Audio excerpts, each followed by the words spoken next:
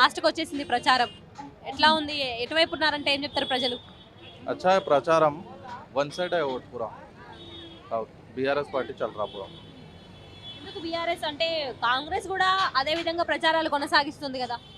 नहीं बीआरएस को चाहने वाले लोग हैं यहाँ पर पूरे केसीआर साहब को लाइक करते हैं पूरे लोग यहाँ पर हाँ సో ఇక్కడ పార్టీని చూసి ఓటేస్తారా, పర్సన్ చూసి ఓటేస్తారా?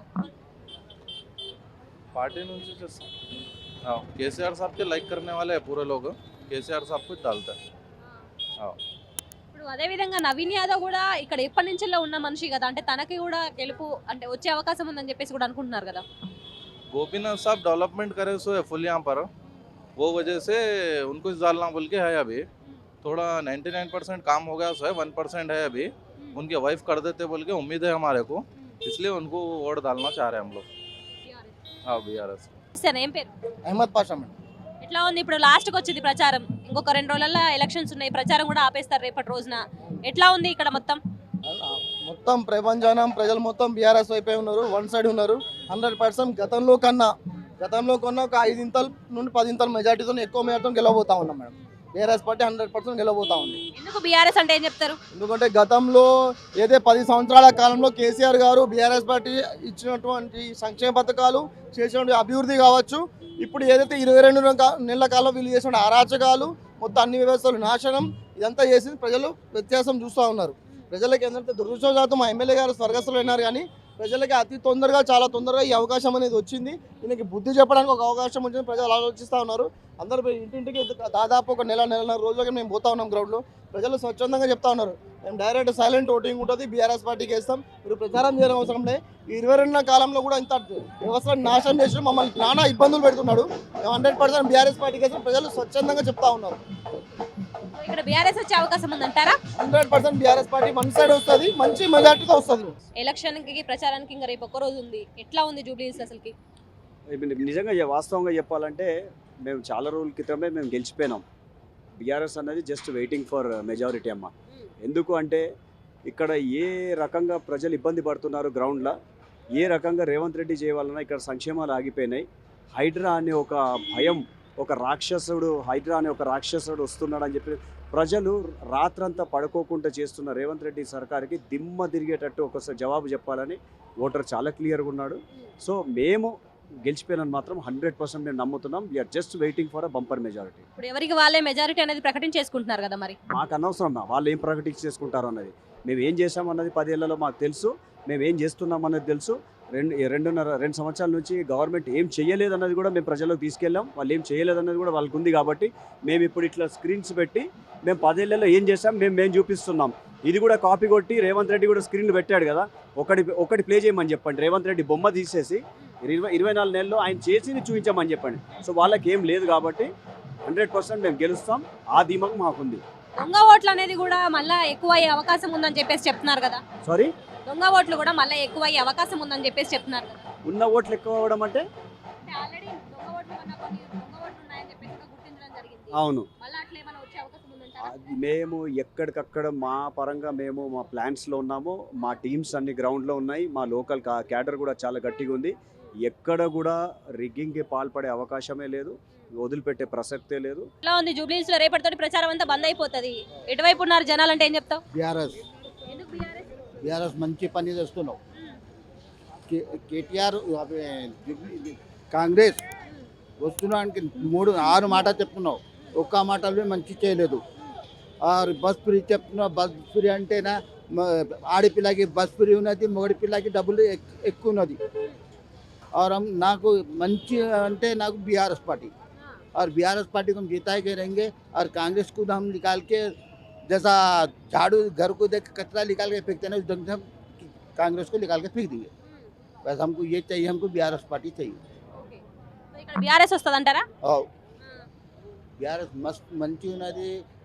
और हमारे को गोपिया नाम को अच्छा काम करके बताया, अच्छे से गरीब बच्चों को 1 लाख रुपए दिए, शादी मुबारक का बोल के, लक्ष्मी कल्याणी बोल के, हर चीज़ बोल के दिए. अरे कांग्रेस कुछ भी नहीं, धोखे में रखी, लेकिन उनको धोखे में रख देंगे.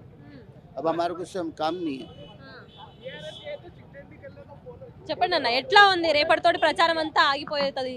సో కాంగ్రెస్ అధికారంలోకి వస్తుందని చెప్పేసి వాళ్ళు నమ్ముతున్నారు, బీఆర్ఎస్ భారీ మెజారిటీతో గెలుస్తుందని చెప్పేసి మీరు అంటున్నారు. ఎట్లా ఉంది ఇక్కడ? ఇక్కడ బీఆర్ఎస్ పార్టీ బ్రహ్మాండంగా భారీ మెజార్టీతో గెలిచే అవకాశం ఉంది. ఎందుకంటే రేవంత్ రెడ్డి 2 సంవత్సరాల పరిపాలనలో పూర్తిగా స్తంభించిపోయింది. పరిపాలన ఆయనకు వస్తలేదు. ఒక ముఖ్యమంత్రిగా లేకుండా ఒక చెత్త ముఖ్యమంత్రిగా తయారైండు. ఎందుకంటే చెత్త మాటలు, అన్ని అబద్ధ మాటలు చెప్పడం, తను ఇచ్చిన హామీలను ఒక్క హామీ కూడా అమలు చేయకుండా, హామీలపైన దాని గురించి మాట్లాడట్లే. ఎప్పుడు మాట్లాడినా ఏం మాట్లాడినా కేసీఆర్ గురించి మాట్లాడు, కేసీఆర్ తిట్టుడే. నీకు 2 సంవత్సరాల పరిపాలన వచ్చి నీ చేతికి వచ్చి 2 సంవత్సరాల పరిపాలనలో ఇప్పటి వరకు ఒక్కటంటే ఒక్క పని చేసిన దాఖలాలు చెప్తలేడు. నేను ఏం చేశానని చెప్తలేడు. అన్నీ అబద్ధాలే. నయా పైసా లేదు, మొత్తం అప్పుల పాలు అయిపోయినామని మాట్లాడతాడు. మళ్ళీ తనేం చెప్తాడు, 2,50,00,000 రూపాయలు అప్పు తీసుకొచ్చినామని అంటాడు. 2,50,000 కోట్ల రూపాయలు అప్పు తీసుకొచ్చినామని తనే చెప్తాడు. అంటే అన్నీ అసంపూర్తిగా అసంబద్ధంగా మాట్లాడే మాటలు అయినది. సో ప్రజలు గ్రహించారు. ఎందుకంటే ఇవి అలా చూసినాం. బై ఎలక్షన్ రాగానే ఇలా మైనార్టీల ఓట్ల గురించి ఇలా అజరుద్దీన్కి మంత్రి పదవి ఇచ్చాడు. అది కళ్ళకు అద్దినట్టు కనిపిస్తుంది. ప్రజలు గ్రహిస్తూ ఉన్నారు. ఈ ఎన్నికల్లో ఆల్రెడీ రేవంత్ రెడ్డి గారికి అందిన సమాచారం మేరకు ఓడిపోతాననేటటువంటి ఫ్రస్ట్రేషన్స్ లోపల ఏ విధంగానైనా ఒత్తిడి ద్వారా మరి ప్రలోభాల ద్వారా గెలవాలనేటటువంటి పట్టుదలతో క్రింది స్థాయి నాయకులకు ఆదేశాలు ఇవ్వడం జరిగింది. ముఖ్యంగా మైనార్టీ సోదరుల మనోభావాలను కూడా దెబ్బతీసే విధంగా మాట్లాడడం జరిగింది.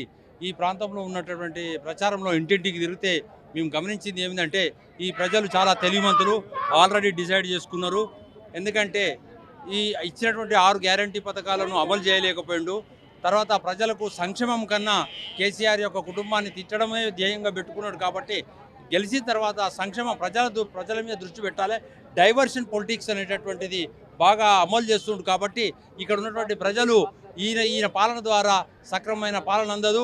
ముఖ్యంగా హైడ్రా వల్ల పేద ప్రజలు, అట్టడుగు ప్రజలు చాలా బాధపడుతున్నారు. ఎందుకంటే ధనవంతులను ఇళ్లను కూల్చకుండా కేవలం పేద వర్గాల వారిని ఇబ్బందుల పాలు చేస్తున్నాడు. కాబట్టి ఖచ్చితంగా ఈ ఎర్రగడ్డలో ఉన్నటువంటి ప్రజలు ఆల్రెడీ డిసైడ్ చేసుకున్నారు. బీఆర్ఎస్ను అత్యధిక మెజార్టీతో గెలిపించుకొని ముఖ్యంగా వృద్ధులు, వితంతువులు కూడా పెన్షన్ 2,000 నుంచి 4,000 ఇస్తారన్నటువంటి 6 గ్యారంటీ హామీల లోపల మరి ఆయనకు ఓటు వేయడం జరిగింది. కానీ ఇప్పుడు మాత్రం వాళ్ళు 2 సంవత్సరాలు అయింది, ఇవ్వలేరు. ఆయన మీద ఇక్కడి ప్రాంత ప్రజలు కూడా విశ్వాసం లేదు. ఈ ఎన్నికతోటి రాష్ట్ర రాజకీయాల్లో కూడా ఒక కుదేలు అనేటటువంటి జరుగుతుంది. కాబట్టి పరిణామాలు కూడా చేంజ్ అవుతాయి. కాబట్టి ప్రస్తుతం మాత్రం రేవంత్ రెడ్డి గారు ఖచ్చితంగా ఆయనకున్న సమాచారం మేరకు ఓడిపోతారని, నయాన భయానైనా గెలవాలనేటటువంటి ఒక ప్రజాస్వామ్య పద్ధతిలో కాకుండా నియంత పాలనతోటైనా గెలవాలని చూస్తుండ్రు. కాబట్టి ఈ ప్రాంత ప్రజలు తెలివిగలవారు, ఖచ్చితంగా బీఆర్ఎస్ గెలుస్తుందని ఈ సందర్భంగా తెలియజేస్తారు. చెప్పండి అన్న, ఎట్లా ఉంది? జూబ్లీస్లో రేపటితో ప్రచారం అయిపోతుంది. ఏ పార్టీ వచ్చే అవకాశం ఉంది ఇక్కడ? జూబ్లీస్ ఎలక్షన్లో మన సునీతమ్మ గారికి భారీ మెజార్టీ మన కేటీఆర్ గారి రావడంలో భారెత్తున తండాపు టీఆర్ఎస్ నాయకులు, మహిళలైనను, వృద్ధులైనను, వికలాంగులైనను మన అనేకమైన విషయాలతో మాట్లాడడానికి ఈ మన ఎలక్షన్లో చాలా అరుదైన సాహసం ఉన్నది. ఎందుకంటే మనం చేసే ఈ జూబ్లీస్ కాన్స్టిట్యున్సీలో బీఆర్ఎస్ పార్టీని గెలిపించుకోవడానికి మన కేటీఆర్ నాయకత్వంలో ఎమ్మెల్యేలు, ఎంపీలు, మినిస్టర్లు అందరూ కలిసి కాంగ్రెస్ పాలన ఇది దొంగ పాలన, కాంగ్రెస్ పాలన, రేవంత్ రెడ్డి చేసే పాలన ఇది అరుగైనది కాకపోవడం వల్ల సంక్షేమ పథకాలు ఇక్కడ ఏమీ ప్రజలకు అందడం లేదని ఇక్కడ జూబ్లీస్ కాన్స్టిట్యున్సీలో ప్రతి ఒక్క బిడ్డలందరూ ప్రతి ఇంటికి పోతే మమ్మల్ని అంతా అడుగుతున్నారు. ఈ పాలన చూస్తే మాకు ఈ జీవితం అంతా ఇక్కడ అంతటా ఇంటింటికి అంటున్నారు. కమర్షియల్లో ఒక పని కూడా లేదు. ఎందుకంటే రియల్ ఎస్టేట్ తప్పు అయిపోయింది, హైడ్రా వచ్చేసింది. ఇంకా సంక్షేమ పథకాలలోనే ఏదైనా దీనికి చెట్టుబాటు లేకపోతుంది. కేసీఆర్ గారు చేసిన మేలులే నడుస్తున్నాయి. ఇప్పటికీ ఒక రోడ్ వేయలేదు, ఒక మోరి కట్టిపోయలేదు, ఒక నల్లలు వేయలేదు, ఇక శాది ముబారక్ లేదు. ఇక ఏ సంక్షేమ పథకాలు ఈ పరిపాలన చేసే రేవంత్ రెడ్డి చేయలేని దద్దమ్మని అనేక ప్రజలు ఈ ఎర్రగడ్డ డివిజన్లో అంటున్నారు.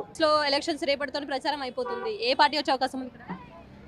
జూబ్లీహిల్స్ గడ్డపై గులాబీ జెండా ఎగురుతుంది. కేసీఆర్ గారి మీద నమ్మకం ప్రజలకు ఉంది.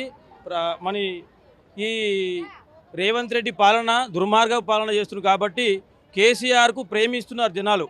ప్రతి ఇంటికి ఏ గడప దొక్కినా కేసీఆర్ పేరు, సునీతమ్మ పేరు, మాగంటి వాళ్ళు చేసిన సేవలు గొప్పయని, వారికి కారు గుర్తు కోటేసి వాళ్ళకు భారీ మెజారిటీతో గెలిపిస్తామని ప్రజలు గొప్పలు చెప్తున్నారు వాళ్ళ గురించి.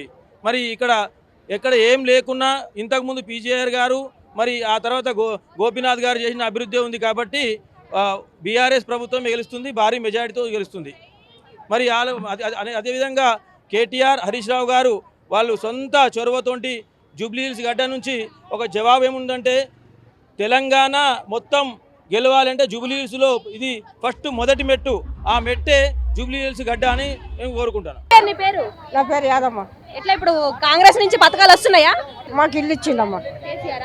మరి రేవంత్ రెడ్డి ఇస్తుండ 2000? ఇయ్యలే. పెన్షన్ ఎంత వస్తుంది? పింఛన్ 2000 వస్తుంది. 4000 కాదా? రాలే.